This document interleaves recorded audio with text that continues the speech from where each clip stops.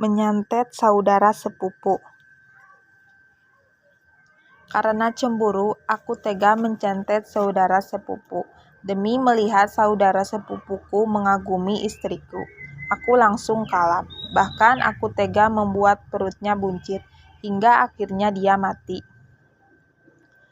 Api cemburu memang telah membakar seluruh sel darah dan perasaanku, tapi aku sulit menerima jika dikatakan kecemburuanku itu lebih sebuah cemburu buta, sebab dengan mata kepalaku sendiri aku melihat Melati, istriku, digulumi oleh laki-laki lain.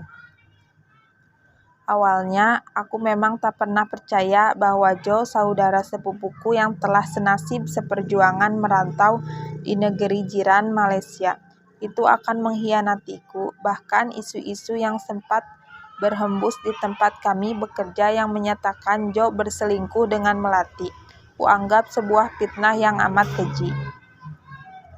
Jo terlalu baik padaku. Wajar jika sebagian penghasilanku sebagai buruh bangunan di perantauan selalu kukirim ke Melati lewat dia. Jo lah yang kupercaya untuk hilir mudik ke kampung halaman mengantar nafkah untuk anak istriku.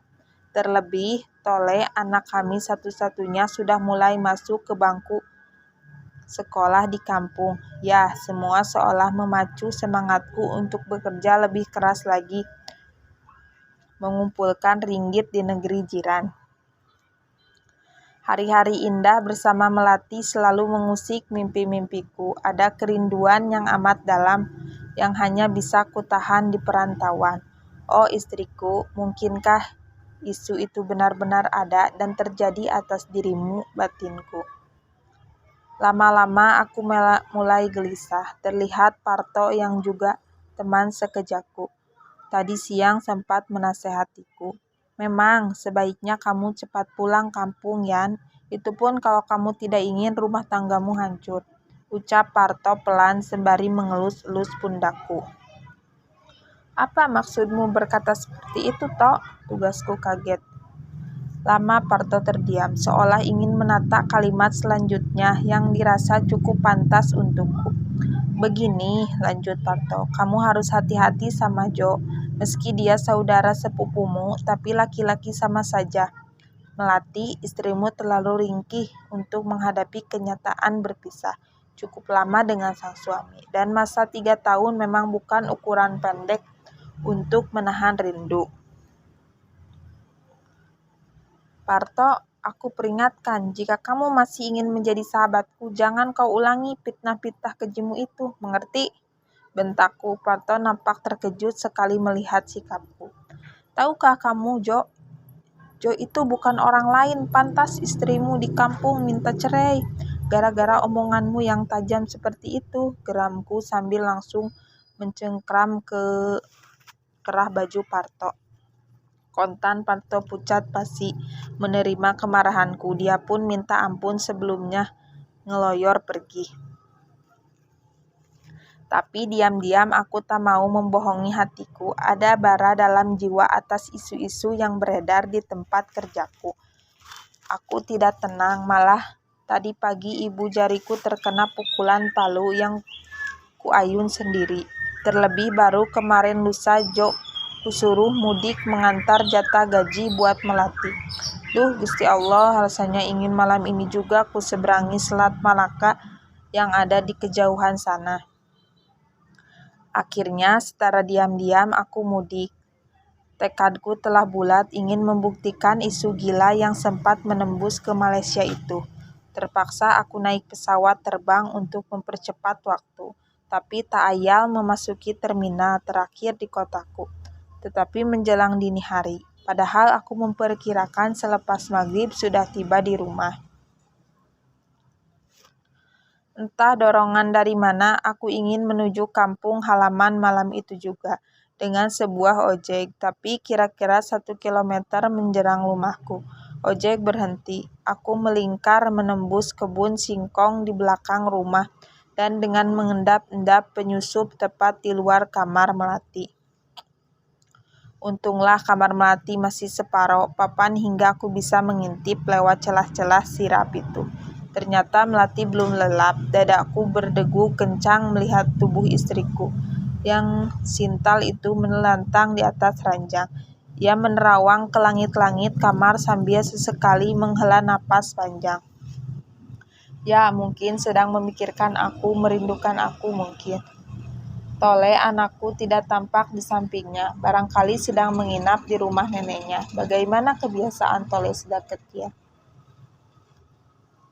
Malam terus bergulir dan merambat ke diri hari. Melati bangkit dari pembaringan keluar kamar, masuk lagi dan duduk di depan cermin. Dan Masya Allah, dia bersolek di depan cermin, bahkan melepas sidi dan branya. Tak ayah nafsuku memburu melihat dua bukit yang ranum dan padat itu. Setelah itu, ia keluar lagi, dan ya Tuhan, balik lagi ke kamar menuntun seorang laki-laki. Nyaris aku tak mampu menahan diri, tapi aku masih ingin bukti. Kakiku menggigil seketika dan seluruh persediaanku seperti copot begitu menyaksikan laki-laki itu langsung menciumi wajah istriku. Laki-laki itu adalah Jo, adik sepupu sendiri yang kemarin lusa kusuruh mengantarkan penghasilanku untuk Melati. Dengan penuh nafsu, Jo mencium wajah, bibir, leher, dan ujung-ujung bukit di dada istriku. Karuan saja Melati melihat tak tahan diperlakukan seperti itu dan langsung melepas darter transparan yang ia kenakan malam itu.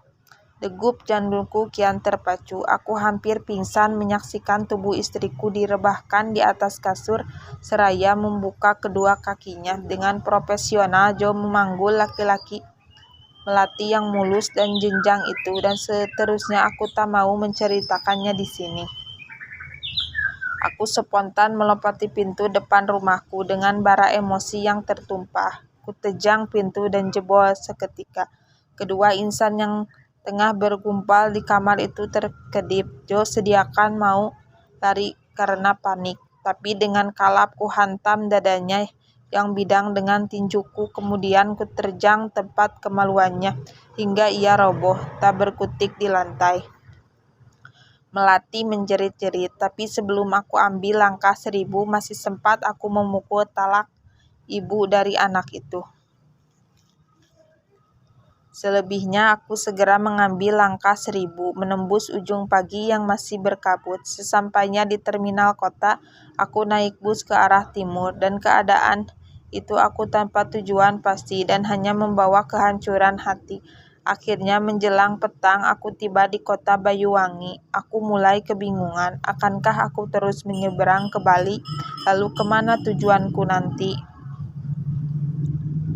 Kebingungan mulai merajuk ke badanku. Akhirnya aku menginap di sebuah losmen kelas Melati. Dari perbincangan dengan sesama tamu, diam-diam aku menyadap intim perbicaraannya itu soal santet. Kata tamu yang sama-sama menginap di losmen itu. Ada tukang santet ampuh di sebuah desa di Banyuwangi Selatan. Dia mau dimintai jasa untuk menyantet siapapun asalkan dibayar. Tapi praktek itu sangat rahasia karena takut dihakimi oleh massa.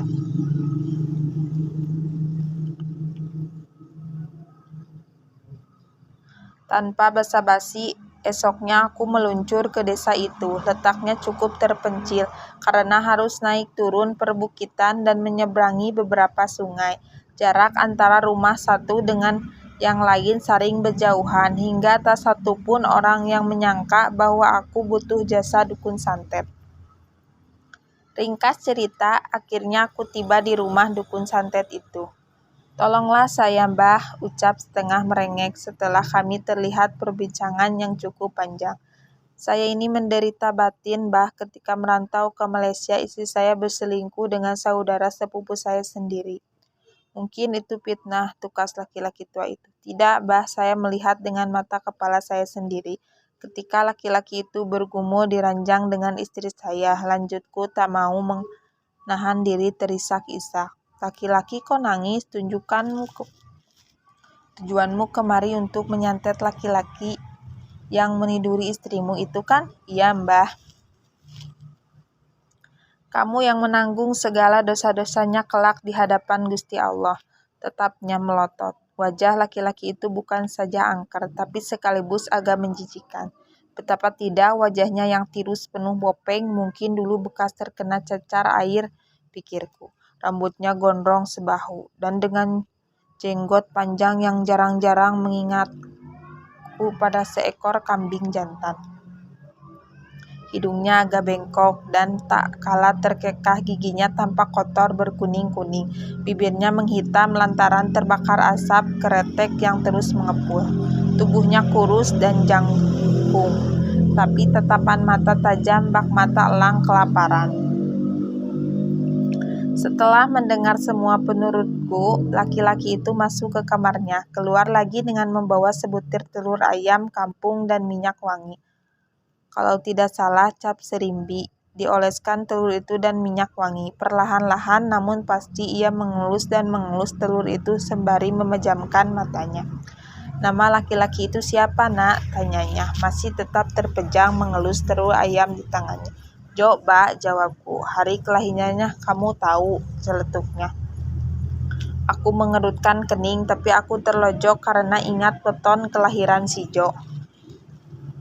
"Anu Bah, Jumat Pahit." Ya, Jumat Pahit, Bah," kataku dengan wajah berbinar.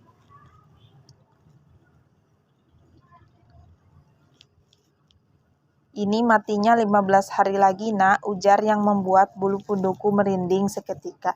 Di antara ketakutan, aku berusaha mempercayai ramalan itu. Hari menjelang malam, ketika patua itu mengajukan ke suatu tempat. Tempat itu berada di puncak sebuah bukit kecil. Di satu ia mengambil sebuah ubo rampe untuk menyantet, yaitu paku tusuk 7 buah yang sama-sama sudah keratan. Tengkorak manusia, bumbung, dan keris kecil sepanjang 1.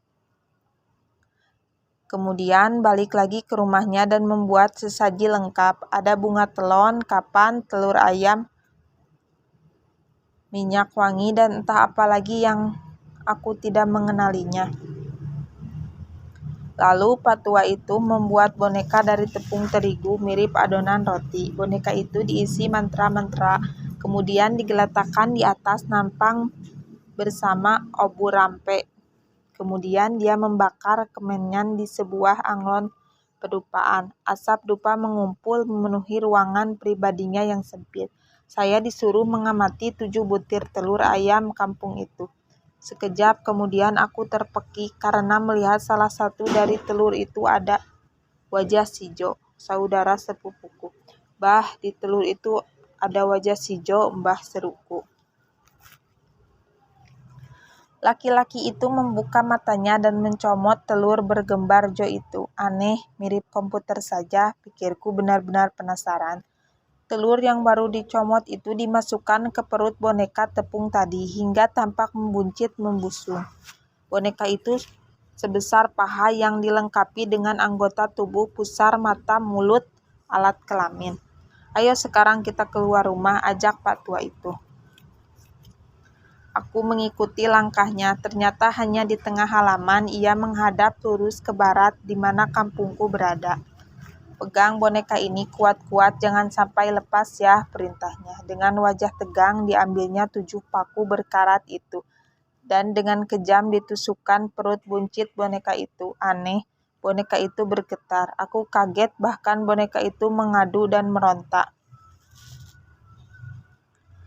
Pak Tua itu tak peduli, diambil lagi paku-paku berkarat itu sampai habis, lalu ganti keris kecil dan sebuah ditusukkan ke perut boneka. Gila, cairan hangat kental muncrat ke wajahku.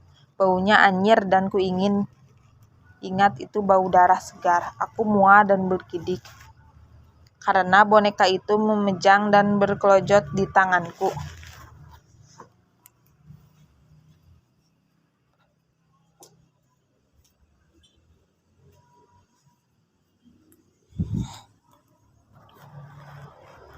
"Nah, sudah selesai. Kita tunggu 15 hari lagi, dia pasti mati, Nak," katanya dengan suara dingin. "Terus terang, Mbah paling benci dengan lelaki yang mengganggu istri orang," tegasnya. Iya, Bah," suaraku serak karena tercekam takut. Entah mengapa, diam-diam aku merasa ketakutan, merasa ngeri sendiri jika mengingat-ingat proses gaib tadi. Tapi sudah terlanjur, apa yang akan terjadi, terjadilah. Betapa marahnya Mbah. 3 juta rupiah saja, biasanya 5 juta. Tapi karena saya kasihan padamu, ya cukup itulah nak, kata patua itu. Akhirnya kurogoh lipatan uang di dompetku, dan setelah kuhitung sejumlah 3 juta kuserahkan kepadanya. Kontan wajah patua itu tampak sumringah yang serta merta memasukkan duit itu ke lipatan sabuknya.